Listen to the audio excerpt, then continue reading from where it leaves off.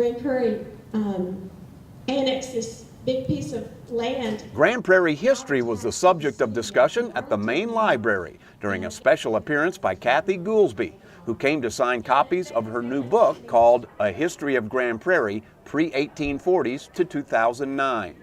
The book chronicles the transformation of Grand Prairie from the time when nomadic tribes first settled here along the Trinity River all the way to it becoming the 15th largest city in Texas. It traces the lives of some of its most accomplished citizens and is full of pictures tracing its history over more than a century and a half. It is the second book Goolsby has written about Grand Prairie history. This one, I write kind of in a narrative style, so I think it's a little easier to read than a lot of history books.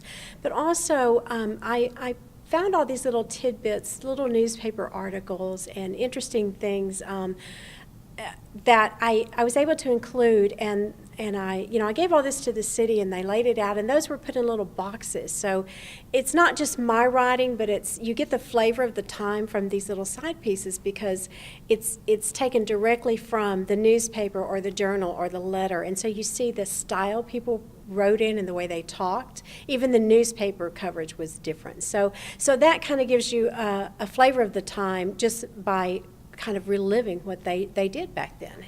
If you'd like to get a copy of either book, they are available for purchase at the main library, City Hall, and the Grand Prairie Tourist Information Center on North Beltline Road.